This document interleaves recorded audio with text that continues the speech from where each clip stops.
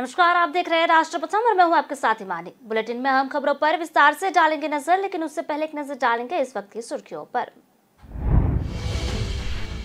Ukraine और रूस के बीच चल रही जंग के बीच प्रधानमंत्री नरेंद्र मोदी ने मंगलवार को यूक्रेन के राष्ट्रपति व्लादिमीर ज़ेलेंस्की से फोन पर बात की। बताया जा रहा है कि इस दौरान दोनों नेताओं के बीच काफी देर तक यूक्रेन में चल रहे संघर्ष पर चर्चा हुई।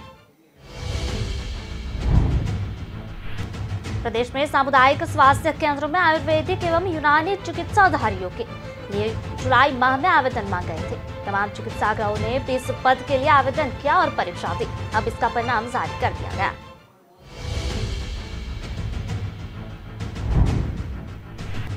नेशनल हेराल्ड केस में मनी लॉन्ड्रिंग से जुड़े मामले में कांग्रेस नेताओं की मुश्किलें बढ़ रही है। प्रवर्तमान निदेशालय ने कांग्रेस के 5 नेताओं को आज पूछताछ के लिए बुलाया। कांग्रेस अध्यक्ष पद के मतदान की तारीख जैसे जैसे करीब आ रही है, वैसे वैसे तमाम किस्म की बयानबाजी देखने को मिली है। लोकसभा चुनाव को देखते हुए कांग्रेस ने आंध्र प्रदेश को विशेष राज्य का दर्जा देने का वादा किया है। कांग्रेस ने कहा कि अगर 2024 के लोकसभा चुनाव में उनकी सरकार आती है तो वो आंध्र प्रदेश को विशेष श्रेणी का राज्य का दर्जा देगी। तो चलिए बुलेटिन की खबरों को देखते हैं विस्तार से और बात करते हैं यूक्रेन और रूस के बीच चल रही जंग के बीच प्रधानमंत्री नरेंद्र मोदी ने यूक्रेन के राष्ट्रपति व्लादिमीर ज़ेलेंस्की से फोन पर बात की। बताया जा रहा है कि इस दौरान दोनों नेताओं के बीच काफी देर तक यूक्रेन में चल रहे संघर्ष पर चर्चा हुई। पीएम मोदी ने यूक्रेन के राष्ट्रपति से वार्ता और कूटनीति के जरिए जंग का रास्ता निकालने की बात कही है। उन्होंने ज़ेलेंस्की से सतर्कता और जल्दी खत्म करने और बातचीत और कूटनीति के रास्ते पर चलने की जरूरत दोहराई। फोन पर बातचीत के दौरान पीएम मोदी ने विश्वास जताते हुए कहा कि संघर्ष का कोई सैन्य समाधान नहीं हो सकता।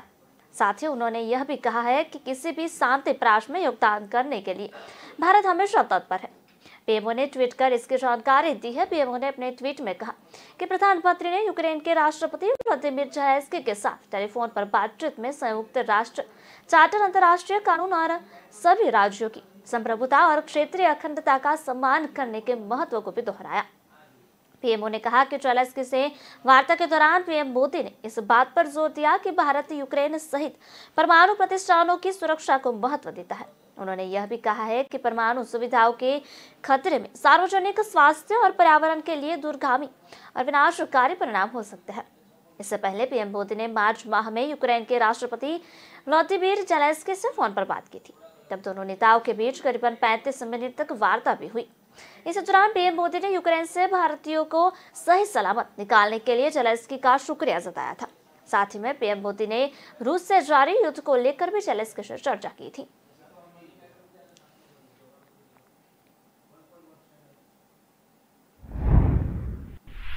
अमेरिका के राष्ट्रपति जो बाइडेन ने मंगलवार को अपने यूक्रेनी समकक्ष व्लादिमीर ज़ेलेंस्की से फोन पर बात की। उन्होंने कहा कि यूक्रेन के क्षेत्रों को रूस में शामिल करने के फैसले को वाशिंगटन कभी भी मान्यता नहीं देगा। उन्होंने युद्ध से तबाह यूक्रेन को सैन्य सहायता के तौर पर अतिरिक्त 62.5 करोड़ डॉलर देने की घोषणा की। इस सुरक्षा सहायता पैकेज के तहत अतिरिक्त हथियार और सैन्य उपकरण दिए जाएंगे। व्हाइट हाउस के बयान के अनुसार अमेरिकी राष्ट्रपति जो बाइडेन, उपराष्ट्रपति कमला हैरिस ने यूक्रेन के राष्ट्रपति व्लादिमीर ज़ेलेंस्की से बात की और यूक्रेन का समर्थन जारी रखने का अपना संकल्प दोहराया है। इस दौरान बाइडेन ने यूक्रेन को दिए जाने वाले सहायता पैकेज के नवीनतम पैकेज पर वितरण भी प्रदान किया, जिसमें हाई मोबिलिटी आर्टिलरी रोटिक सिस्टम, आर्टिलरी सिस्टम, गोला बारूद और बख्तरबंद वाहन शामिल है। यूक्रेनी सेवा द्वारा पूर्व व दक्षिण में जवाबी हमले के बाद रूसी नेता यूक्रेनी शहरों पर मिसाइल हमले तेज कर दिए। यूक्रेनी राष्ट्रपति के कार्यालय ने बताया कि रूसी हमलों में कम से कम 5 नागरिकों की मौत हो चुकी है, जबकि 10 से ज्यादा घायल हुए हैं। आर्किव क्षेत्र के एक अस्पताल पर हमले में एक डॉक्टर की मौत हो गई है, जबकि 2 नर्स घायल हो गई है। निपल नदी के पार निकोपोल में भारी गोलाबारी के कारण 30 से अधिक घर, एक स्कूल और कई स्टोर क्षतिग्रस्त हुए हैं।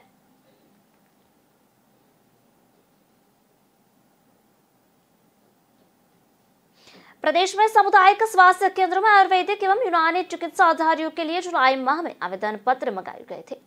तमाम चिकित्साओं के इस पद के लिए आवेदन किया गया और परीक्षा दी। अब इसका परिणाम जारी कर दिया गया है। प्रदेश में चिकित्साधारी के परीक्षा परिणाम जारी कर दिया गया है। चिकित्साओं ने मुख्यमंत्री को पत्र भेजकर मनमानी का आरोप लगाया है। उन्होंने पूरे मामले की जांच कराने के नए सिरे से परिणाम जारी करने की मांग की है। प्रदेश में सामुदायिक स्वास्थ्य केंद्रों में आयुर्वेदिक एवं यूनानी चिकित्साधारियों के लिए जुलाई माह में आवेदन मंगा गए थे। तमाम चिकित्सकों ने इस पद के लिए आवेदन किया और परीक्षा भी दी। अब इसका परिणाम जारी कर दिया गया है। स्क्रीनिंग परीक्षा परिणाम के आधार पर शनिवार अभ्यर्थियों को साक्षात्कार के लिए बुलाए जाने का प्रावधान किया गया है। इस बीच परीक्षा देने वाले चिकित्साधारियों ने परिणाम पर सवाल उठा दिए हैं। पूरे मामले में मुख्यमंत्री उप मुख्यमंत्री को पत्र सौंपा गया है। भेजे गए पत्र में बताया गया है कि उत्तर प्रदेश लोक सेवा आयोग द्वारा बात पर कुंजी जारी गई है।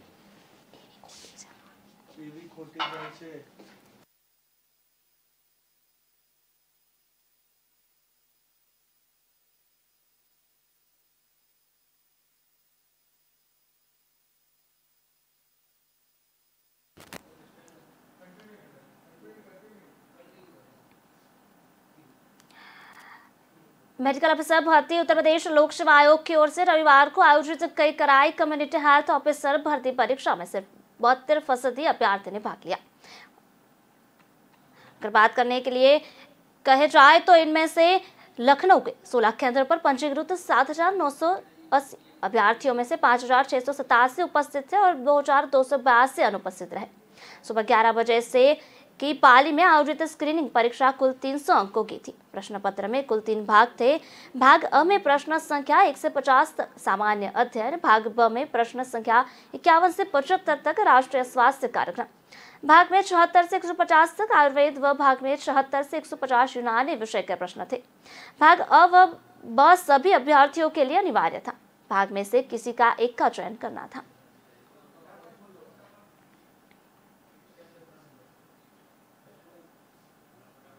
नेशनल हेराल्ड केस में मनी लॉन्ड्रिंग में जुड़े मामले के कांग्रेस नेताओं के मुश्किल बढ़ रही है। प्रवर्तन निदेशालय यानी कि ईडी ने कांग्रेस के 5 नेताओं को आज पूछताछ के लिए भी बुलाया है। इन 5 नेताओं से आज पूछताछ की जाएगी। जानकारी के मुताबिक पूछताछ के लिए जगिता रेड्डी, सब्बीर अली, पी सुदर्शन जांच में शामिल हो सकते हैं। ईडी ने कांग्रेस नेता डीके शिव कुमार और उनके भाई डीके सुरेश को भी समन भेजा है। दोनों नेताओं को 7 अक्टूबर को पूछताछ के लिए बुलाया गया है। इससे पहले ईडी ने आय से अधिक संपत्ति रखने से जुड़े एक अन्य मामले में कांग्रेस नेता 19 सितंबर को पूछताछ की थी। कांग्रेस नेताओं से यंग इंडिया और डेटेक्स कनेक्शन को लेकर भी पूछताछ हो सकती है। कहा जाता है कि डेटेक्स फर्म कोलकाता के बाजीगंज में लोअर राइड स्ट्रीट 5 पर स्थित है। यह आकाश टिम नाम के अपार्टमेंट में है।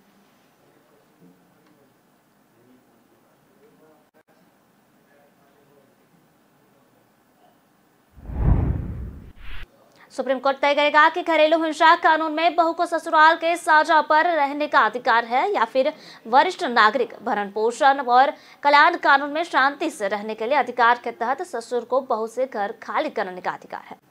निचली अदालत और हाईकोर्ट ने बहू को ससुर का घर खाली कराने का आदेश दिया है, जबकि बहू ने घरेलू हिंसा कानून में ससुराल से साझा घर में रहने के हक की दुहाई देते हुए ससुर के घर में बने रहने का आदेश मांगा है।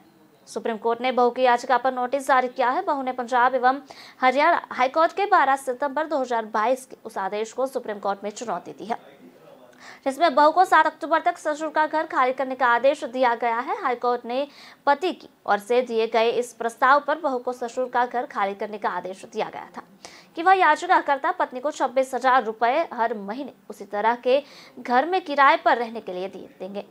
हाईकोर्ट ने आदेश में कहा था कि बहू की ओर से पेश वकील ने पति के प्रस्ताव को स्वीकार किया है और दोनों की इस सहमति है।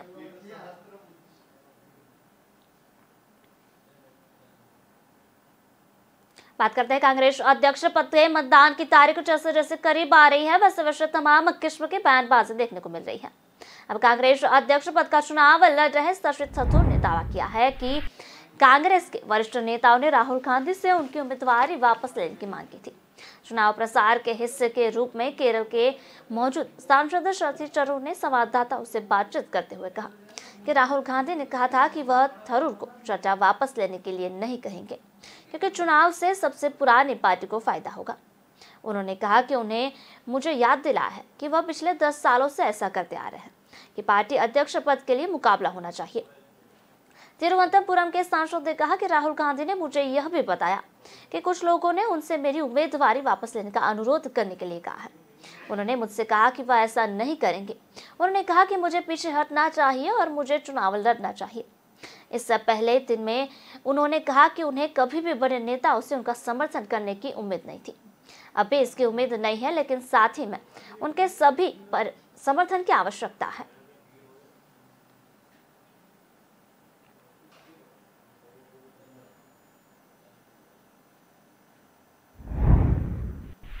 कांग्रेस अध्यक्ष चुनाव को निष्पक्ष साबित करने की चुनौती से जूझ रही पार्टी ने यह घोषणा तो कर दी है कि मल्लिकार्जुन खड़गे पार्टी के नामित उम्मीदवार नहीं है। प्रदेश इकाइयों के नाम दिशा निर्देश जारी कर दिया गया है कि खड़गे और थरूर को चुनाव प्रचार में समान सहयोग दे, लेकिन परोक्ष रूप से यह संदेश भी दिया जा रहा है कि खड़गे ही चहेते उम्मीदवार रहे।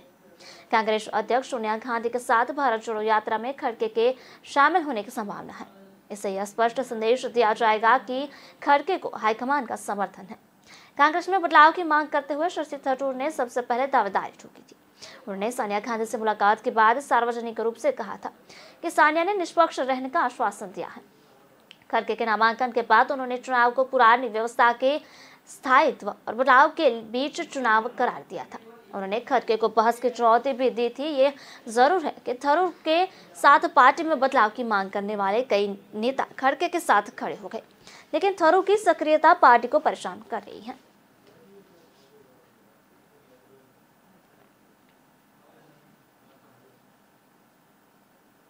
लोकसभा चुनाव को देखते हुए कांग्रेस ने आंध्र प्रदेश को विशेष राज्य का दर्जा देने का वादा किया है। कांग्रेस ने कहा कि अगर 2024 के लोकसभा चुनाव में उनकी सरकार आती है तो वह आंध्र प्रदेश को विशेष श्रेणी का राज्य का दर्जा देंगी। वरिष्ठ नेता जयराम रमेश ने कहा कि कांग्रेस ने 2014 में आंध्र प्रदेश के विभाजन के दौरान वो वादा किया था उसे पूरा करेंगे। बता दें कि कांग्रेस नेता राहुल गांधी के नेतृत्व में निकाली जा रही भारत जोड़ो यात्रा 18 अक्टूबर को आंध्र प्रदेश में प्रवेश करने वाली है। यात्रा की तैयारी का जायजा लेने के बाद जयराम रमेश पार्टी नेता उमा चांडी दिग्विजय सिंह पत्रकारों के साथ बातचीत कर रहे थे। उन्होंने आगे कहा कि अगर 2024 में हमारी सरकार बनती है और पार्टी का कोई नेता प्रधानमंत्री बनता है तो पहला हस्ताक्षर आंध्र प्रदेश को विशेष राज्य का दर्जा देने पर होगा। जयराम रमेश ने कहा कि राहुल गांधी ने तो वादा किया है कि मैं उसी को दोहरा रहा हूँ। कांग्रेस नेता ने विश्वास के साथ कहा कि 2024 में कांग्रेस केंद्र में सरकार बनाएगी। उन्होंने कहा कि कांग्रेस के बिना केंद्र में किसी भी सरकार नहीं बन सकेगी।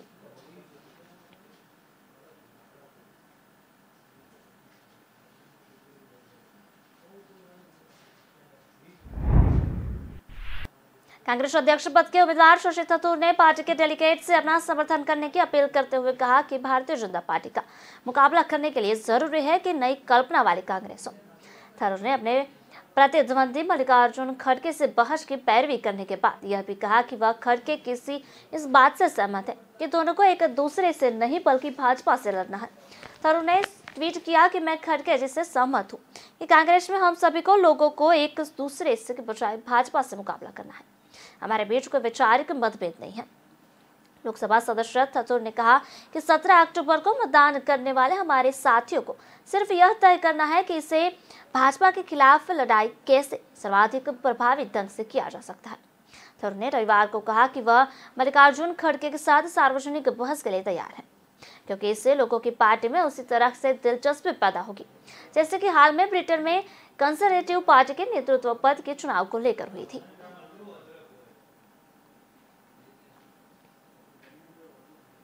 खबरों का सिलसिला लगातार जारी रहेगा। मिलते एक छोटे से ब्रेक के बाद।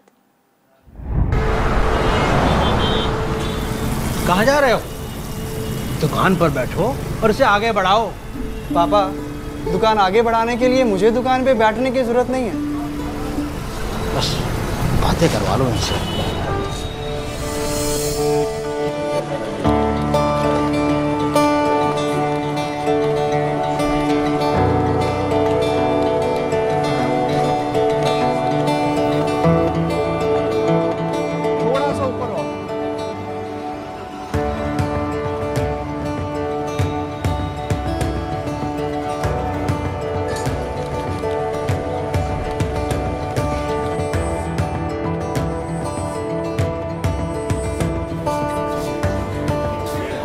लो जी मैडम, आपके 4 किलो लड्डू। बेटा इनके लड्डू पैक कराओ। क्यों पापा, बढ़ गई ना दुकान आगे? हाँ बेटा, अब तक सबकी खुशी के लिए मिठाई खिलाई है, मगर आज अपने बेटे के हुनर के लिए खुद खाऊंगा। जब खिलकर निकलता है स्किल तो सलाम करता है हर दिल। DSEU, इंडिया की पहली स्किल एंड एंटरप्रेन्योरशिप यूनिवर्सिटी, जहां ऐसे कोर्सेज में हैं डिग्रीज और डिप्लोमास जो बेटर फ्यूचर की ओर ले जाएंगे आपको।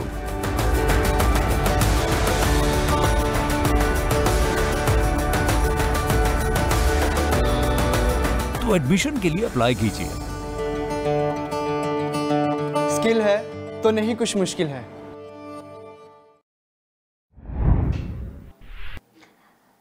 उत्तराखंड देखते हैं खबरों को विस्तार से और बात करते हैं कि उत्तराखंड के पौड़ी गढ़वाल जिले में मंगलवार देर रात एक बस 500 मीटर गहरी खाई में गिर गई। इस हादसे में 25 लोगों की मौत हुई है और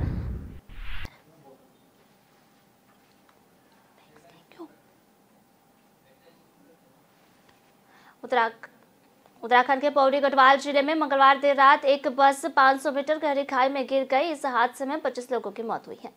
राज्य के DGP अशोक कुमार ने बताया कि बस में करीब 50 लोग सवार थे। पुलिस और SDRF यानी कि स्टेट डिजास्टर मैनेजमेंट अथॉरिटी की टीम ने 21 लोगों को रेस्क्यू कर लिया गया है। घायलों को अस्पताल में एडमिट कराया गया है। हादसा रात करीब 8 बजे पौड़ी गढ़वाल जिले बिरुखाल इलाके में हुआ। बस बारातियों को लेकर हरिद्वार के लालढांग के कड़ाखाम जा रही थी।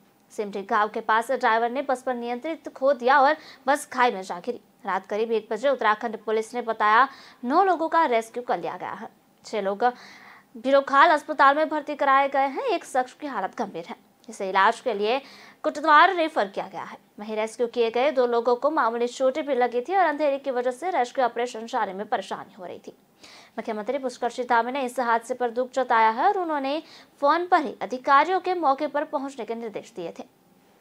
सीएम रेस्क्यू ऑपरेशन का जायजा लेने खुद आपदा कंट्रोल रूम पहुंचे थे।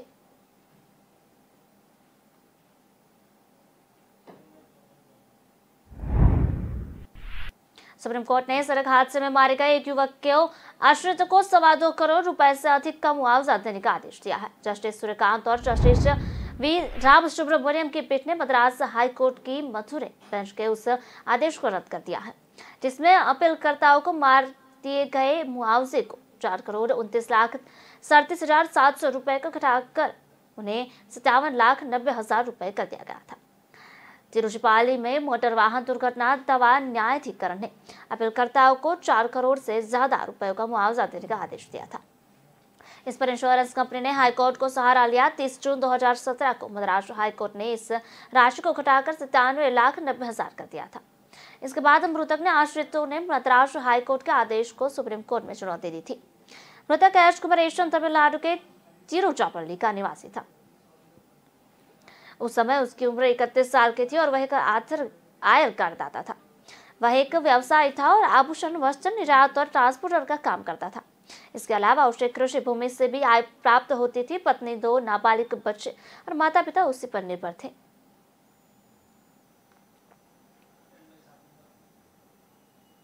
चुनावी रेवड़ियों पर बहस के बीच निर्वाचन आयोग ने मंगलवार को कहा कि राजनीतिक दल जनता को बताए कि चुनावों के दौरान किए गए वादे कैसे पूरे करेंगे। आयोग ने इसके लिए आदर्श जारी संहिता में संशोधन का प्रस्ताव दिया। इससे राजनीतिक दलों का चुनावी वादों के विधिक व्यवहारिता मतदानों को प्रामाणिक जानकारी देने के लिए कहा जा सकेगा।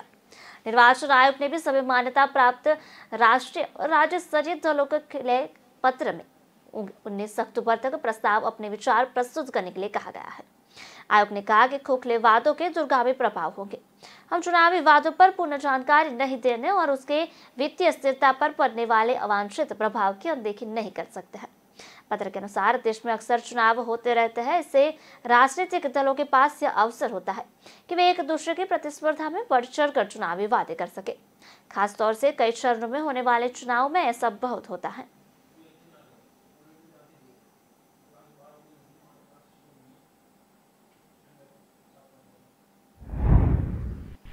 तेलंगाना के मुख्यमंत्री चंद्रशेखर राव द्वारा बुधवार को राष्ट्रीय पार्टी की घोषणा करने से पहले विवादों के घेरे में आ गई है। वारंगल में तेलंगाना राष्ट्र समिति के नेता राजनाल श्रीहरि ने राज्य स्थानीय लोगों को शराब के बोतलें और मुर्गा बांटे।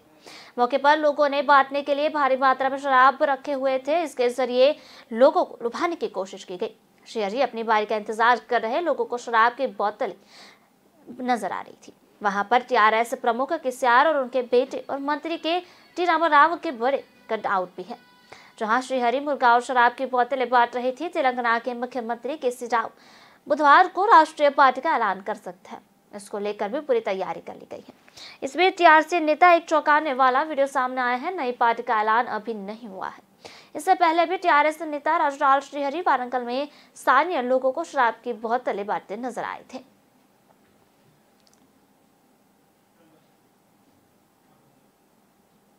न्यूनतम समर्थन मूल्य समेत कृषि क्षेत्र के विभिन्न मुद्दों पर विचार के लिए गठित उच्च स्तरीय समिति की दूसरी बैठक में प्राकृतिक, परंपरागत, जीरो बजट और जैविक खेती पर विस्तार से चर्चा हुई।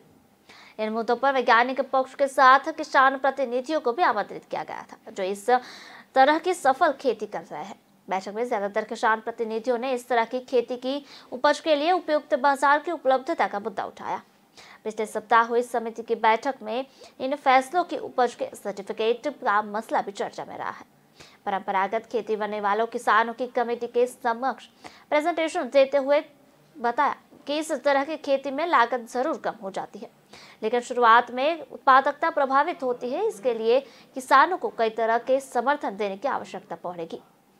कमेटी के इस बैठक का एजेंडा प्राकृतिक, परंपरागत, जीरो बजट और जैविक खेती निर्धारित किया गया था। समिति की बैठक में कई सदस्यों ने खाद्य सुरक्षा के मद्देनजर खेती की इस प्रणाली को पूरे देश पर लागू नहीं करने की सलाह दी। चर्चा में इस बात पर भी हुई कि परंपरागत खेती की उपजी विश्वसनीयता जांचने के लिए मान्यता प्राप्त संस्था होनी चाहिए। हालांकि इसके लिए उपयुक्त बाजार का होना इससे भी ज्यादा आवश्यक है। घरेलू बाजार में उपज की बिक्री की राह की मुश्किलों को दूर करना होगा।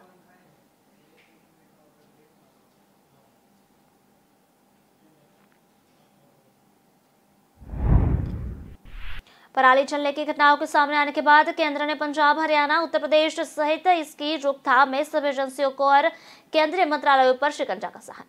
इससे निपटने के लिए सभी जरूरी कदम उठाने के निर्देश दिए गए हैं। केंद्र ने कहा कि लोगों के जीवन को खतरे में डालना किसी को कोई आधार नहीं है, उसका कोई अधिकार नहीं है। राज्यों को एक व्यापक योजना तैयार कर लोगों के बीच जागरूकता अभियान चलाने को कहा गया है। इसके साथ ही केंद्र ने कृषि मंत्रालय और केंद्रीय प्रदूषण नियंत्रण बोर्ड को भी निर्देश दिया है कि वह वरिष्ठ अधिकारियों को इस पर निगरानी रखने के लिए मैदान में उतारे।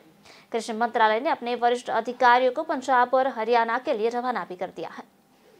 वे इन राज्यों में किसानों को पराली जलाने की जगह उसका संग्रह कर थर्मल पावर प्लांटों और उद्योगों को देने की सलाह देंगे। साथ ही यह भी बताएंगे कि इससे उन्हें आर्थिक लाभ भी मिलेगा। अभी किसान पराली अनुपयोगी मानकर खेतों को साफ करने के लिए जला देते हैं।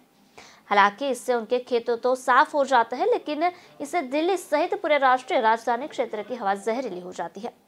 लोगों का जीना दुर्लभ हो जाता है। वन एवं पर्यावरण मंत्रालय ने इसके साथ ही कृषि मंत्रालय से ऐसे सभी केंद्रों की भी जांच करने के लिए निर्देश जारी किए हैं।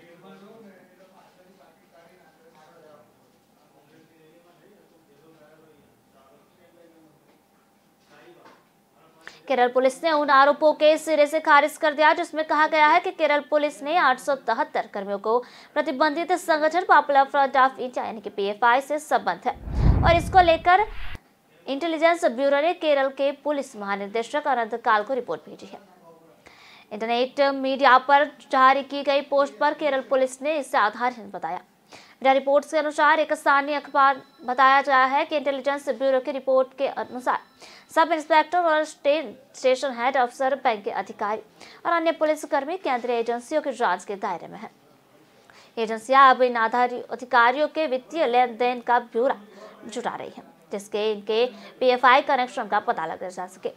आरोप था कि वे छापेमारी की रिपोर्ट के लीक करने में बहुत लगे हुए थे। पिछले दिनों पीएफआई के कई नेताओं को पकड़ा गया था। एनआईए और ईडी ने पिछले महीने केरल के विभिन्न शहरों समेत देश भर में पीएफआई के संभावित ठिकानों पर भी छापे मारे थे। संयुक्त छापे से पहले केंद्रीय एजेंसियों ने राज्य पुलिस प्रमुख से सहायता मांगी थी। ये बात अलग है कि उन्हें यह नहीं बताया गया था कि उनका ऑपरेशन क्या था। बस इतना ही कहा गया था कि उन्हें केरल पुलिस के कर्मियों की जरूरत पड़ सकती है।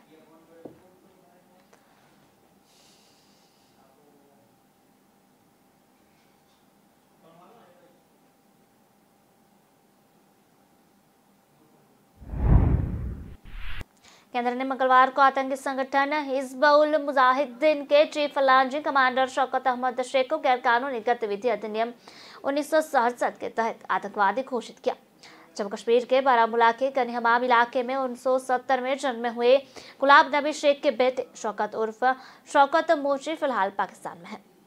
शौकत पर आतंकवादियों की घुसपैठ और भर्ती में समन्वय और उत्तरी कश्मीर में अपने सहयोगियों के गहरे नेटवर्क के कारण आतंकवादी हमलों को अंजाम देने में शामिल होने का भी आरोप है।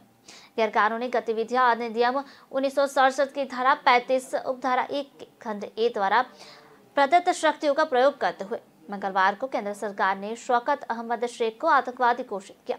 केंद्र सरकार का मानना है कि शौकत अहमद शेख उर्फ शौकत मोची आतंकवाद में शामिल है और उसे गैरकानूनी गतिविधि यानी कि रोकथाम अधिनियम 1967 के तहत एक आतंकवादी के रूप में अधिसूचित किया जाना है।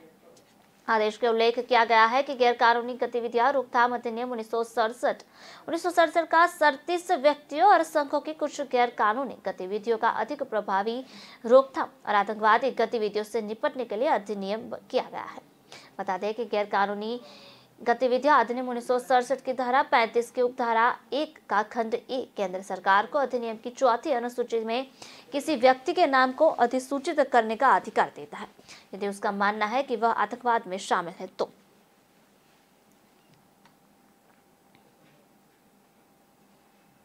विजयादशमी के मौके पर राष्ट्रीय स्वयंसेवक संघ यानी कि RSS का सत्र पूजन कार्यक्रम शुरू हो गया है।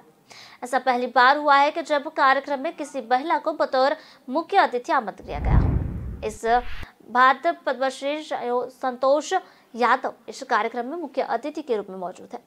वह 2 बार माउंट एवरेस्ट फतह करने वाली अकेली महिला है। RSS प्रमुख मोहन भागवत स्वयंसेवकों को संबोधित किया। नागपुर मुख्यालय में आयोजित इस कार्यक्रम में केंद्रीय मंत्री नितिन गडकरी व महाराष्ट्र के उप मुख्यमंत्री देवेंद्र फडणवीस भी मौजूद रहे। बता दें कि 1925 में दशहरे के दिन RSS की स्थापना की गई थी। डॉक्टर केशव बलराम हेडगेवार ने संघ की स्थापना की थी।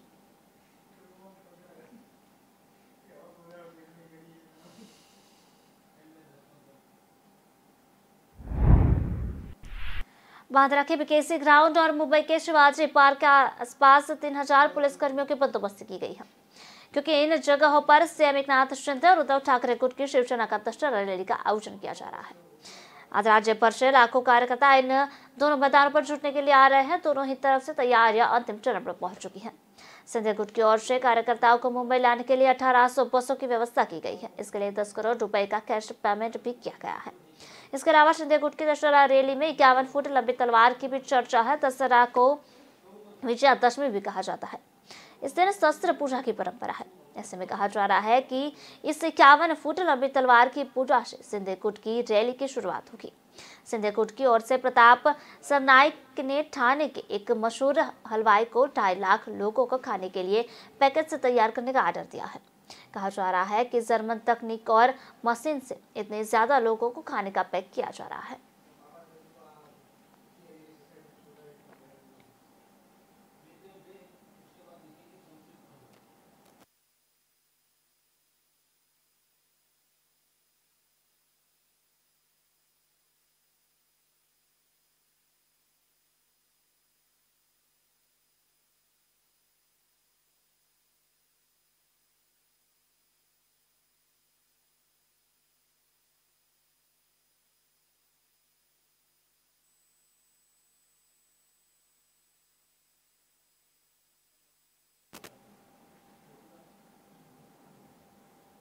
लेते हैं ब्रेक, देखते हैं संक्षिप्त खबर।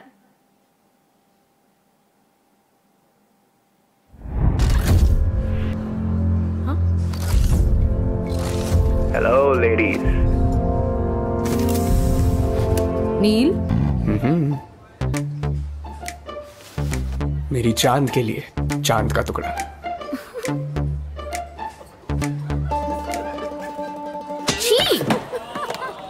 सो चीजी नील, यंग रोमांस है हमारा। कुछ हटके, कुछ अलग करके दिखाओ यार। एक्सक्यूज मी, कुछ अलग देखना है? आपके Amazon शॉपिंग ऐप में है मिनी टीवी। यहाँ मिलेंगे अतरंगी शोज, वो भी free. Amazon mini TV, young जनता को यही मानता। थोड़ा स्पेस मिलेगा?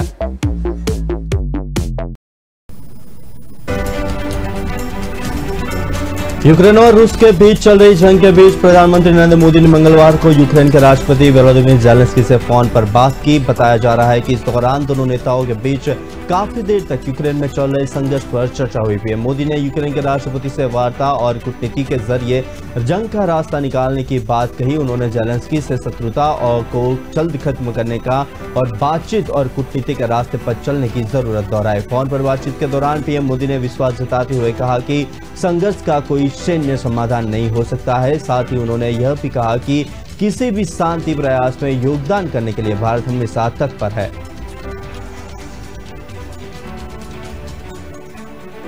पीएमओ ने अपने ट्वीट में कहा कि प्रधानमंत्री ने यूक्रेन के राष्ट्रपति वोलोदिमीर ज़ेलेंस्की के साथ टेलीफोन पर बातचीत में संयुक्त राष्ट्र चार्टर, अंतर्राष्ट्रीय कानून और सभी राज्यों की संप्रभुता और क्षेत्रीय अखंडता का सम्मान करने के लिए महत्व को भी दोहराया। पीएमओ ने कहा कि ज़ेलेंस्की से वार्ता के दौरान पीएम मोदी ने इस बात पर जोर दिया कि भारत यूक्रेन सहित परमाणु प्रतिष्ठानों की सुरक्षा को महत्व देता है। उन्होंने यह भी कहा कि परमाणु सुविधाओं के खतरे में सार्वजनिक स्वास्थ्य और पर्यावरण के लिए दूरगामी और विनाशकारी परिणाम हो सकते हैं।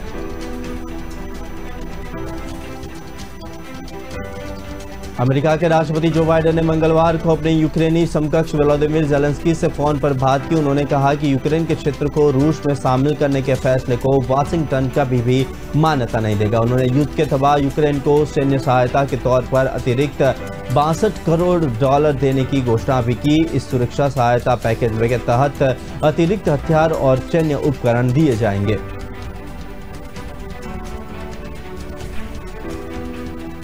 व्हाइट हाउस के एक बयान के अनुसार अमेरिकी राष्ट्रपति जो बाइडेन और उपराष्ट्रपति कमला हैरिसन ने यूक्रेन के राष्ट्रपति वोलोदिमीर ज़ेलेंस्की से बात की और यूक्रेन का समर्थन जारी रखने का अपना संकल्प दोहराया। इस दौरान बाइडेन ने यूक्रेन को दिए जाने वाले सहायता पैकेज के नवीनतम पैकेज पर विवरण भी प्रदान किया, जिसमें high mobility artillery rocket system या HIMARS आर्टिलरी सिस्टम, गोला बारूद और बख्तरबंद वाहन शामिल है। प्रदेश में सामुदायिकता स्वास्थ्य केंद्र में आयुर्वेदिक एवं यूनानी चिकित्सा अधिकारियों के लिए जुलाई माह में आवेदन मांगे गए थे। तमाम चिकित्सकों ने इस पद के लिए आवेदन किया और परीक्षा दी। अब इसका परिणाम जारी कर दिया गया है। प्रदेश में चिकित्सा अधिकारी के परीक्षा परिणाम जारी कर दिया गया है और चिकित्सकों ने मुख्यमंत्री को पत्र भेजकर मनमानी का आरोप लगाया है। उन्होंने पूरे मामले की जाँच कराने और नए सिरे से परीक्षा परिणाम जारी करने की मांग की। प्रदेश में सामुदायिक स्वास्थ्य केंद्रों में आयुर्वेदिक एवं यूनानी चिकित्सा अधिकारियों के लिए जुलाई माह में आवेदन मांगे गए थे। तमाम चिकित्सकों ने इस पद के लिए आवेदन किया और परीक्षा दी। अब इसका परिणाम जारी कर दिया गया है। स्क्रीनिंग परीक्षा परिणाम के आधार पर शनिवार अभ्यर्थियों को साक्षात्कार के लिए बुलाया जाने का प्रावधान किया गया है। इस बीच परीक्षा देने वाले चिकित्सा अधिकारियों ने परीक्षा परिणाम पर सवाल उठा दिया है। पूरे मामले में मुख्यमंत्री उप मुख्यमंत्री को पत्र सौंपा गया।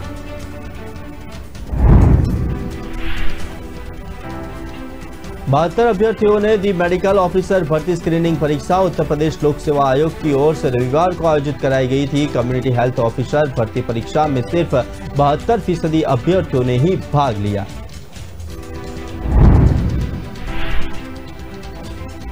उत्तर प्रदेश लोक सेवा आयोग की ओर से रविवार को आयोजित चिकित्सा अधिकारी सामुदायिक स्वास्थ्य 2021 स्क्रीनिंग परीक्षा में 72% अभ्यर्थी उपस्थित रहे। 962 पदों पर सीधी भर्ती के लिए प्रयागराज और लखनऊ में आयोजित परीक्षा में कुल 13,788 अभ्यर्थी पंजीकृत थे। नेशनल हेराल्ड केस में मनी लॉन्ड्रिंग के जुड़े मामले में कांग्रेस नेताओं की मुश्किलें बढ़ रही है। प्रवर्तमान निदेशालय ने कांग्रेस के 5 नेताओं को आज पूछताछ के लिए बुलाया है। इन 5 नेताओं से आज पूछताछ की जाएगी। जानकारी के मुताबिक पूछताछ के लिए जे गीता रेड्डी, सब्बिर अली, पी सुदर्शन जांच में शामिल हो सकते हैं।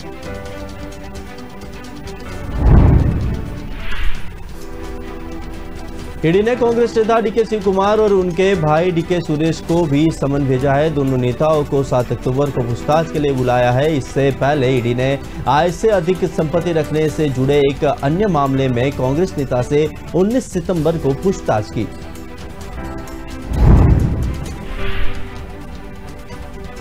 सुप्रीम कोर्ट तय करेगा कि घरेलू हिंसा कानून में बहू को ससुराल के साझा घर में रहने का अधिकार है या फिर वरिष्ठ नागरिक भरण पोषण और कल्याण कानून में शांति से रहने के अधिकार के तहत ससुर को बहू से घर खाली कराने का अधिकार है। निचली अदालत और हाई कोर्ट ने बहू को ससुर का घर खाली करने का आदेश दिया है, जबकि बहू ने घरेलू हिंसा कानून में ससुराल के साझा घर में रहने के हक की दुहाई देते हुए ससुर के घर में बने रहने का आदेश मांगा है। सुप्रीम कोर्ट ने बहू की याचिका पर नोटिस जारी की है।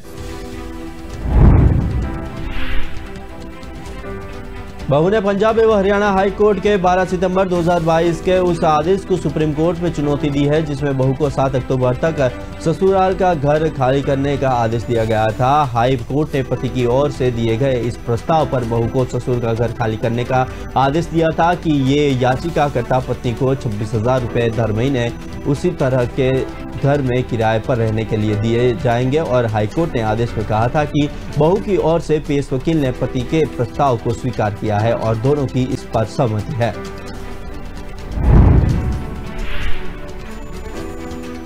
कांग्रेस अध्यक्ष पद के मतदान की तारीख जैसे जैसे करीब आ रही है वैसे वैसे तमाम किस्म की बयानबाजी देखने को मिल रही है। अब कांग्रेस अध्यक्ष पद का चुनाव लड़ रहे शशि थरूर ने दावा किया है कि कांग्रेस के वरिष्ठ नेताओं ने राहुल गांधी से उनकी उम्मीदवारी वापस लेने की मांग की।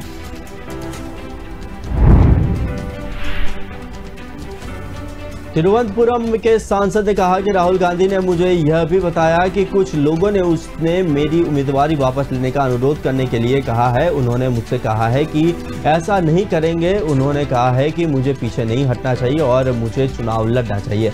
इससे पहले दिन में उन्होंने कहा कि उन्हें कभी भी बड़े नेताओं से उनका समर्थन करने की उम्मीद नहीं थी। अब भी इसकी उम्मीद नहीं है, लेकिन साथ ही उन्हें सभी के समर्थन की आवश्यकता है।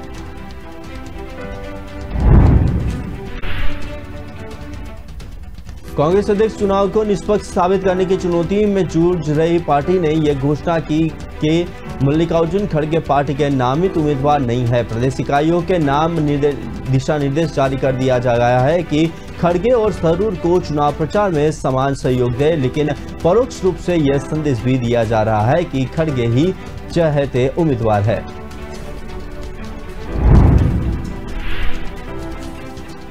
कांग्रेस अध्यक्ष सोनिया गांधी के साथ भारत जोड़ो यात्रा में खड़गे के शामिल होने की संभावना है। इससे यह स्पष्ट संदेश जाएगा कि खड़गे को हाईकमान का समर्थन है। कांग्रेस में बदलाव की मांग करते हुए शशि थरूर ने सबसे पहले दावेदारी ठोकी थी। उन्होंने सोनिया गांधी से मुलाकात के बाद सार्वजनिक रूप से कहा था कि सोनिया ने निष्पक्ष रहने का आश्वासन दिया है।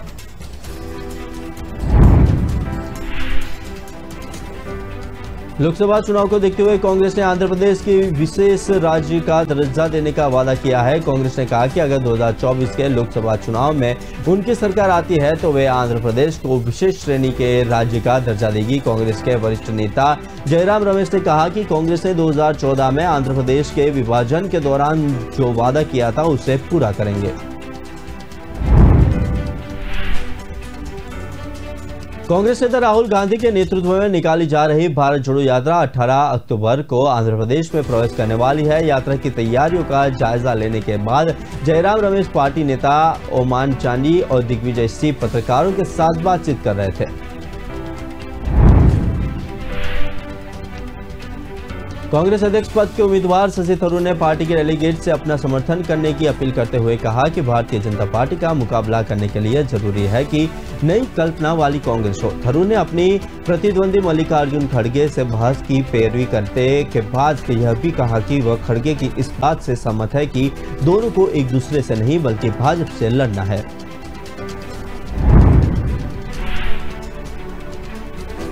लोकसभा सदस्य थरूर ने कहा कि 17 अक्टूबर को मतदान करने वाले हमारे साथियों को सिर्फ यह तय करना है कि इसे कैसे सार्वजनिक प्रभारी ढंग से किया जा सकता है। थरूर ने रविवार को कहा था कि वे मल्लिकार्जुन खड़गे के साथ सार्वजनिक बहस के लिए तैयार है, क्योंकि इससे लोगों की पार्टी में उसी तरह के दिलचस्पी पैदा होगी जैसे कि हाल में ब्रिटेन में कंजर्वेटिव पार्टी के नेतृत्व पद के चुनाव को लेकर हुई थी।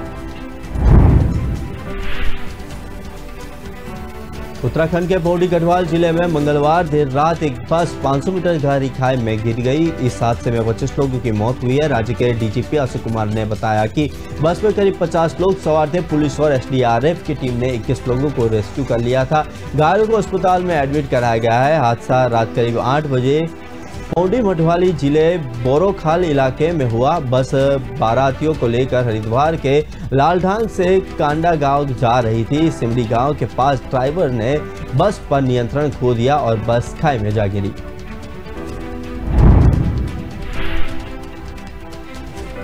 रात करीब 1 बजे उत्तराखंड पुलिस ने बताया कि 9 लोगों को रेस्क्यू कर लिया गया है। 6 घायलों को बिरोखाल अस्पताल में भर्ती कराया। एक शख्स की हालत गंभीर है जिसे इलाज के लिए कोटद्वार रेफर किया गया है। वहीं रेस्क्यू किए गए 2 लोगों को मामूली चोटें लगी थी। अंधेरे की वजह से रेस्क्यू ऑपरेशन जारी में परेशानी हो रही थी। मुख्यमंत्री पुष्कर सिंह धामी ने इस हादसे पर दुख व्यक्त किया है। उन्होंने फोन पर ही अधिकारियों को मौके पर पहुंचने के निर्देश दिए। सीएम रेस्क्यू ऑपरेशन का जायजा लेने खुद आपदा कंट्रोल रूम पहुंचे थे।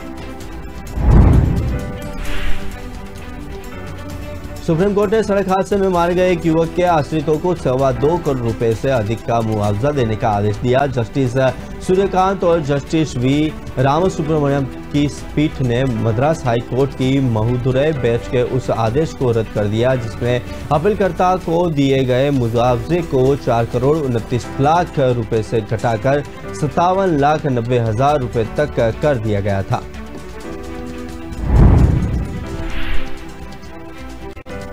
तिरुचिरापल्ली के मोटर वाहन दुर्घटना दावा न्यायाधिकरण के अपीलकर्ताओं और 4 करोड़ 29,37,700 रुपए का मुआवजा देने का आदेश दिया था। इस पर इंश्योरेंस कंपनी ने हाई कोर्ट का सहारा लिया। 30 जून 2017 को मद्रास हाई कोर्ट ने इस राशि को घटाकर 57,90,000 कर दिया था। इसके बाद मृतक ने आश्रितों ने मद्रास हाई कोर्ट के आदेश को सुप्रीम कोर्ट में चुनौती दी।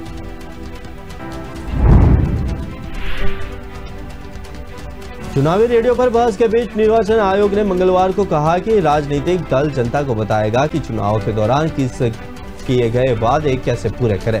आयोग ने इसके लिए आदर्श आचार संहिता में संशोधन का प्रस्ताव दिया है। इसको राजनीतिक दलों को चुनावी वादों की वित्तीय व्यवहारिकता पर मतदाताओं को प्राथमिक जानकारी देने के लिए कहा जा सकेगा। निर्वाचन आयोग ने सभी मान्यता प्राप्त राष्ट्रीय और राज्य स्तरीय दलों को लिखे पत्र में 19 अक्टूबर तक प्रस्ताव पर अपने विचार प्रस्तुत करने के लिए कहा।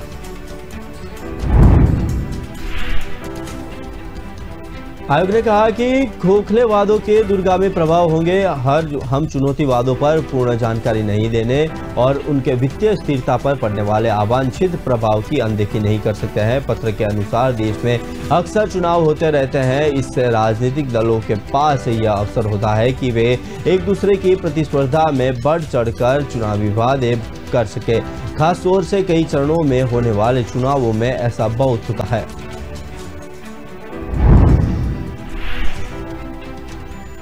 तेलंगाना में मुख्यमंत्री के चंद्रशेखर राव द्वारा बुधवार को राष्ट्रीय पार्टी की घोषणा करने से पहले विवादों के घेरे में आ गए हैं। वारंगल में तेलंगाना राष्ट्र समिति के नेता राजनाथ श्रीहरि ने स्थानीय लोगों को शराब की बोतलें और मुर्गा बांटे। लोगों को बांटने के लिए भारी मात्रा में शराब और मुर्गा रखे हुए थे। इससे जरिए लोगों को लुभाने की कोशिश की गई।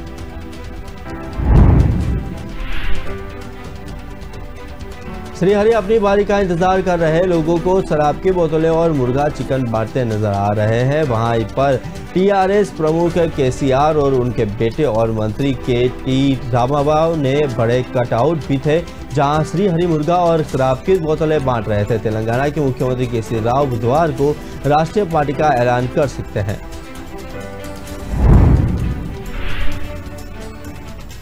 एमएसपी समेत कृषि क्षेत्र के विभिन्न मुद्दों पर विचार के लिए गठित उच्च स्तरीय समिति की दूसरी बैठक में प्राकृतिक, परंपरागत, जीरो बजट और जैविक खेती पर विस्तार से चर्चा हुई। इन समुदायों पर वैश्विक पक्ष के साथ उन किसान प्रतिनिधियों को भी आमंत्रित किया गया था जो इस तरह की सफल खेती कर रहे थे। बैठक में ज्यादातर किसान प्रतिनिधियों ने इस तरह की खेती की उपज के लिए उपमुक्त बाजार की उपभोक्ता का मुद्दा उठाया। पिछले सप्ताह हुई समिति की बैठक में इन फसलों की उपज के सर्टिफिकेशन का मसला भी चर्चा में रहा। परंपरागत खेती करने वाले किसानों ने कमेटी के समक्ष प्रेजेंटेशन देते हुए बताया कि इस तरह की खेती में लागत जरूर कम हो जाती है, लेकिन शुरुआत में उत्पादन का प्रभावित होता है। 31 पराली जलने की घटनाओं के सामने आने के बाद केंद्र ने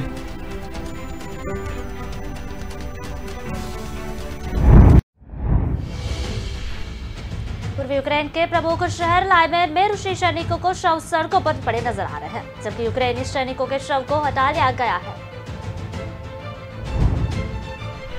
टेस्ला के सीईओ एलन मस्क ने एक बार फिर से ट्विटर के अधिग्रहण के लिए $44 अरब के वास्तविक सौदे पर आगे बढ़ने का संकेत दिया है। साथ ही मस्क ट्विटर खरीद कर लेकर कानूनी लड़ाई समाप्त करने की भी बात कही। जम्मू कश्मीर के शोपियों में सुरक्षा बलों और आतंकियों के बीच हुई मुठभेड़ में 4 आतंकी मारे गए हैं। शोपिया में द्राज इलाके में मंगलवार रात से चल रहे मुठभेड़ में सुरक्षा बलों ने जैसे मोहब्बत के 3 आतंकियों को मार गिराया। त्योहारों के चलते सुरक्षा एजेंसियों के आदेशों पर भारत पाकिस्तान सरहद पर चौकसी को बढ़ाया गया है। इसके बावजूद पाकिस्तान में बैठे तस्कर और शरारती तत्व लगातार ड्रोन को भारतीय सरहद में भेज रहे हैं। रैली को लेकर एकनाथ शिंदे और उद्धव ठाकरे गुट अभी भी आमने सामने है। कोर्ट ने उद्धव ठाकरे से नेतृत्व वाले गुट को दादर के शिवाजी पार्क में दशहरा रैली की अनुमति दी।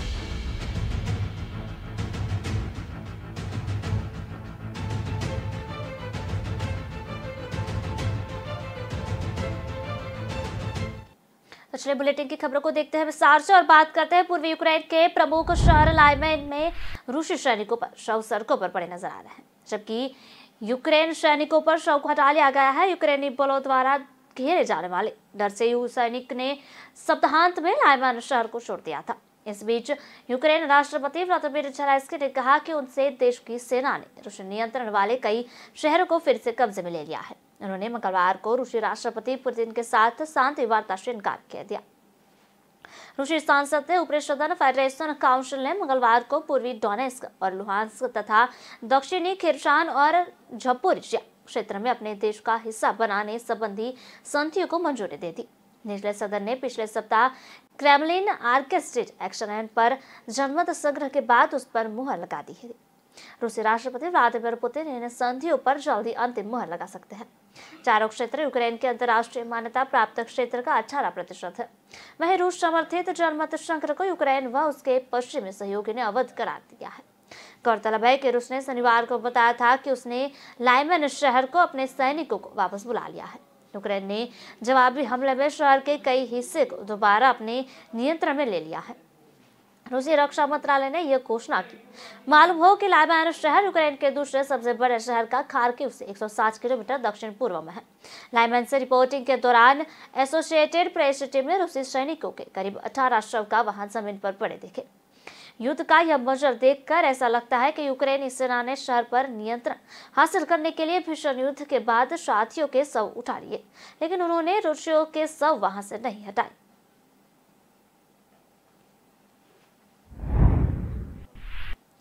रूस यूक्रेन युद्ध के बीच प्रधानमंत्री नरेंद्र मोदी ने व्लादिमीर ज़ेलेंस्की से फोन पर बात की। पीएम मोदी ने बातचीत के दौरान ज़ेलेंस्की ने कहा कि यूक्रेन रूसी संघ के वर्तमान राष्ट्रपति के साथ कोई बातचीत नहीं करेगा। ज़ेलेंस्की ने यूक्रेन की सार्वभौमता और क्षेत्रीय अखंडता के लिए भारत के समर्थन के लिए भी प्रधानमंत्री मोदी को धन्यवाद दिया। यूक्रेन के राष्ट्रपति ज़ेलेंस्की ने भी पीएम मोदी को हालिया बयान के महत्व पर जोर दिया कि अब युद्ध का समय नहीं है। मंगलवार को ज़ेलेंस्की और पुतिन के बीच हुई बातचीत यूक्रेन में चल रहे संघर्ष पर चर्चा हुई। पीएम मोदी ने यूक्रेन के राष्ट्रपति से वार्ता और कूटनीति के जरिए जंग का रास्ता निकालने की बात कही। उन्होंने ज़ेलेंस्की से शत्रुता को जल्द खत्म करने और बातचीत को और कूटनीति के रास्ते पर चलने की जरूरत दोहराई।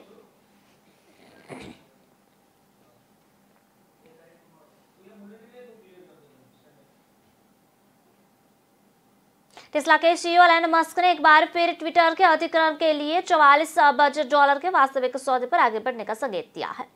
साथ ही मस्क का ट्विटर खरीद को लेकर कानूनी लड़ाई समाप्त करने की भी बात कही। ब्लूमबर्ग में कुछ सूत्रों से हवाले से आई खबर के बाद ट्विटर के शेयरों में उछाल के कारण कारोबार रोकना पड़ा।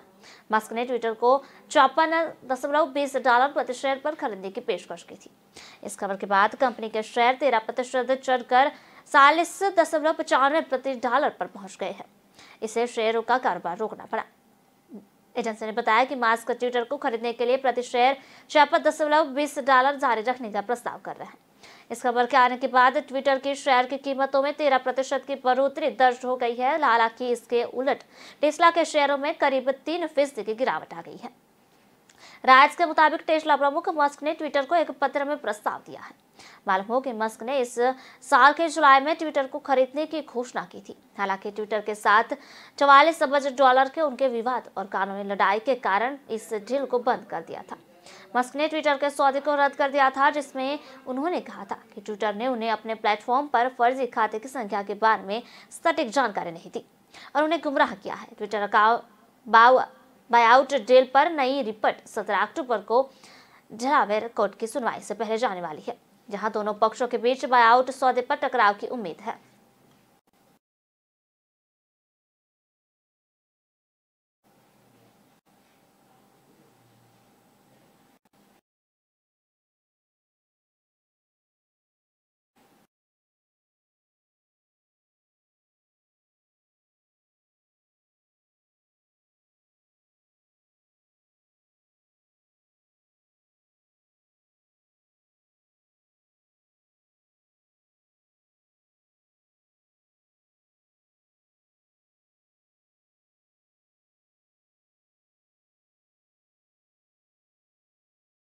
यह वीडियो एलजीबीटी कट्टरपंथी नारीवाद को बढ़ावा देने के विरुद्ध रूसी कानून का उल्लंघन करता है। रूस की सरकार इंटरनेट और इंटरनेट मीडिया पर नियंत्रण लगाने में जुटी है। में विफल रहने के लिए व्हाट्सएप और मैसेज प्लेटफॉर्म स्नैपचैट पर माना लगाया था। अफगानिस्तान की तालिबान सरकार ने टिकटॉक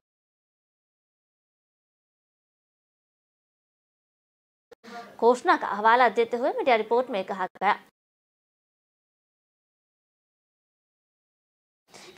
प्रतिबंध लगाने जा रहा है। एक रिपोर्ट के अनुसार तालिबान ने सुरक्षा क्षेत्र के प्रतिनिधि और शरिया कानून प्रवर्तन प्रदेशन के एक प्रतिनिधि के साथ बैठक में इन ऐप्स के प्रतिबंधन की घोषणा की है। इस बैठक में अफगानिस्तान में टिकटॉक और पबजी दोनों पर 90 दिनों के भीतर प्रतिबंध लगाने का फैसला लिया गया। यह जानकारी बताई गई है।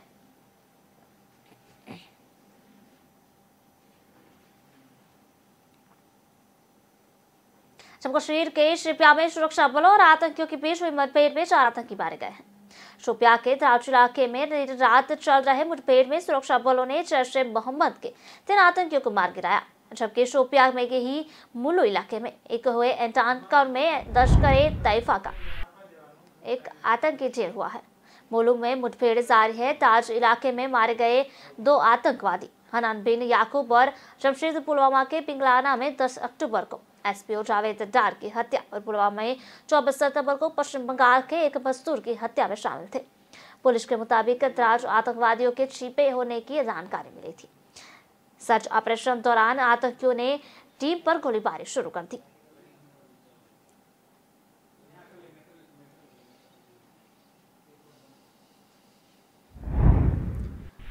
केंद्रीय गृह मंत्री अमित शाह जम्मू कश्मीर के दौरे पर है। सुरक्षा के कड़े इंतजामों के बीच आतंकी नापाक मंसूबों को अंजाम दे रहे हैं। मंगलवार रात शोपियां जिले में सुरक्षा बलों और आतंकियों के बीच जमकर गोलीबारी हुई। खबर मिली है कि इस दौरान जैश-ए-मोहम्मद के 3 दहशतगर्दों को ढेर कर दिया गया है। वहीं मुलू में मुठभेड़ में एक आतंकी मारा गया है। शाह 3 दिनों के दौरे पर सोमवार रात जम्मू कश्मीर में पहुंचे थे। पुलिस ने जानकारी दी है कि दक्षिण कश्मीर में द्रास गांव में गोलीबारी शुरू हो गई थी। यह घटना उस वक्त हुई जब जवान आतंकियों के होने की सूचना पाकर इलाके में तलाशी अभियान चला रहे थे। एक रिपोर्ट्स के मुताबिक एक अधिकारी ने कहा, जैसे ही सुरक्षा बलों की संयुक्त टीम ने संदिग्ध जगह की घेराबंदी की तो वहां छिपे आतंकियों ने गोलियां चलाना शुरू कर दिया। कश्मीर एडीजीपी विजय कुमार ने बुधवार को जानकारी दी है कि आतंकवादी संगठन झेम के 3 स्थानीय आतंकी दास मुठभेड़ में मारे गए हैं। उन्होंने बताया कि मुल्क में एक और एनकाउंटर जारी है। उन्होंने बताया कि मारे गए आतंकी हनान बिन याकूब और जमशेद एसपीओ जावेद डार की हत्या में भी शामिल थे। डार की 2 अक्टूबर को पुलवामा में पिंगलाना में हत्या कर दी गई थी। साथ ही 24 दिसंबर को पश्चिम बंगाल के एक मजदूर को भी आतंकियों ने मार गिराया था। कश्मीर जोन पुलिस ने बताया कि मुलू में मारे गए आतंकियों के तारे लश्कर-ए-तैयबा से जुड़े हुए हैं।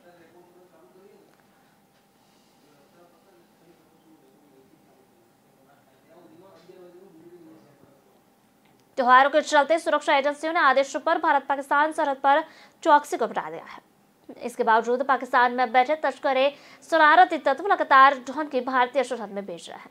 सोमवार और मंगलवार की रात पाकिस्तानी तस्करों की ओर से की गई एक और कोशिश को बॉर्डर सिक्योरिटी फोर्स यानी कि BSF के जवानों ने बेनकाब किया है। मिली जानकारी के अनुसार अमृतसर सेक्टर के अंतर्गत अजनाला में आने वाले BOP पुरानी सुंदरगढ़ में ड्रोन की मूवमेंट दिखी। रात 2:30 बजे के करीब बटालियन 183 के जवान गश्त पर रहे थे। इसी दौरान जवानों ने ड्रोन की आवाज सुनी। आवाज सुनते ही जवानों ने फायरिंग करके ड्रोन को वापस पाकिस्तान कर दे दिया। जवानों ने इसकी जानकारी अपने सीनियर अधिकारियों को दी। BSF जवानों ने घटना के बाद सुंदरगढ़ इलाके में सर्च ऑपरेशन शुरू किया। BSF और पुलिस के जवानों की टुकड़ी ने इलाकों का चप्पा खंगाला, लेकिन अभी तक कुछ भी संदिग्ध नहीं मिला है। अधिकारियों का कहना है कि अभी कुछ भी कहना ठीक नहीं है। सर्च पूरी होने के बाद ही रिकवरी या नहीं इसके बारे में बताया जाएगा। बॉर्डर पर ड्रोन की हरकतें बढ़ी है और अमृतसर व तरन बॉर्डर पर ही ड्रोन की तकरीबन 5 बार मूवमेंट हो चुकी है। बीते सप्ताह BSF जवानों ने अमृतसर बॉर्डर के पास पुलवामा में से 4 पैकेट हेरोइन और पिस्टल भी बरामद की थी। सुरक्षा एजेंसियों का कहना है कि पाकिस्तान में बैठे शरारती तत्व पंजाब का माहौल खराब कर सकते हैं, इसलिए सुरक्षा एजेंसियों को सतर्क रहने को कहा गया है।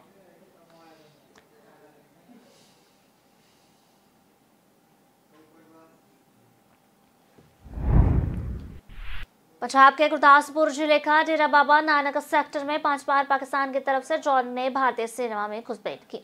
सोमवार रात 10:22 से 2:52 के बीच ड्रोन 5 बार भारतीय एरिया में आया। ड्रोन की आवाज सुनकर बॉर्डर सिक्योरिटी फोर्स यानी कि BSF के जवानों ने एलू बम का इस्तेमाल किया और 33 राउंड फायरिंग की, जिसके बाद ड्रोन लौट गया। भारत पाकिस्तान सरहद पर ड्रोन ने सबसे पहले डेरा बाबा नानक सेक्टर में BSF की बॉर्डर आउटपोस्ट BOP आबाद की BP नंबर 43 के पास भारतीय सीमा में प्रवेश किया।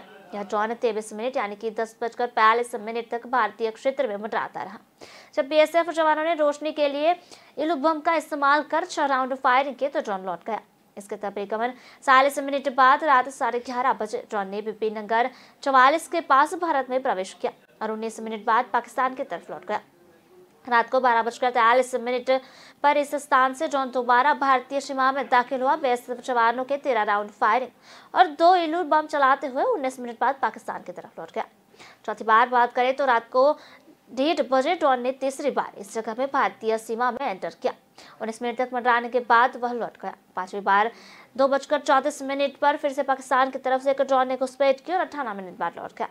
एक ही रात में इसी तरह 5 बार हुई इस घुसपैठ के दौरान BSF के जवानों ने ड्रोन की आवाज की तरफ 33 राउंड फायरिंग किए गए और रोशनी के लिए 11 इलू बम इस्तेमाल किए। इसके बाद पूरे इलाकों में सर्च ऑपरेशन शुरू कर दी गई है।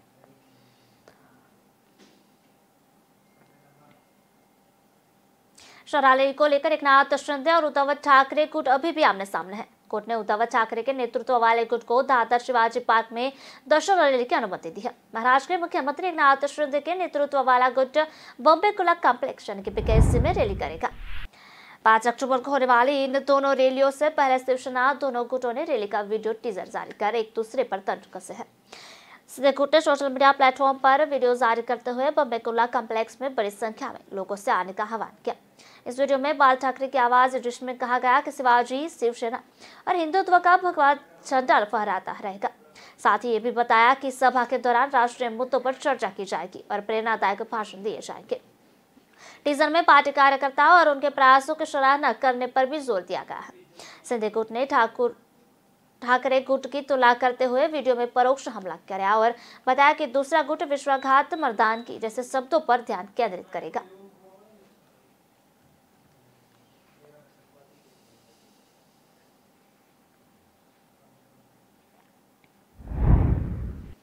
शिवसेना में प्रतिबंधित खेमे के रूप में आगामी दशहरा रैली के लिए 5 अक्टूबर को अपनी कमर कस ली है। मुख्यमंत्री एकनाथ शिंदे रविवार को बांद्रा-कुला कॉम्प्लेक्स मैदान में तैयारियों का जायजा लेने गए थे। बॉम्बे हाईकोर्ट HC उद्धव ठाकरे को खेमे को शिवाजी पार्क मैदान में अपनी जनसभा आयोजित करने की अनुमति दी है, जबकि शिंदे गुट इस BKC मैदान में आयोजित करेगा। बातचीत करते हुए विधायक प्रताप नायक और उनके गुट के अन्य नेताओं के साथ BKC मैदान का दौरा करने वाले शिंदे ने कहा कि सुप्रीम कोर्ट ने HC के फैसले को खिलाफ अपील नहीं करेंगे। उन्होंने कहा, हम उच्च न्यायालय के फैसले का पालन करेंगे। हमारे कुछ लोग चाहते थे कि हम उच्च न्यायालय का दरवाजा खटखटाएं, लेकिन राज्य के मुख्यमंत्री के रूप में कानून व्यवस्था बनाए रखना मेरी जिम्मेदारी है। उद्धव ठाकरे और शिंदे गुट पहले शिवाजी पार्क को अपनी रैलियों के लिए बुक कराने को लेकर आमने सामने थे। जिससे नवरात्र उत्सव का अंत होता है, शिंदे समूह ने अपनी दशहरा रैली के लिए पहले टीजर जारी कर दिया है। ठाणे के पूर्व मेयर और शिंदे खेमे प्रवक्ता नरेश महस के एक वीडियो जारी कर दावा किया है कि दिवंगत सेना सुप्रीमो बाल ठाकरे की सच्ची विरासत का प्रतिनिधित्व करते हैं।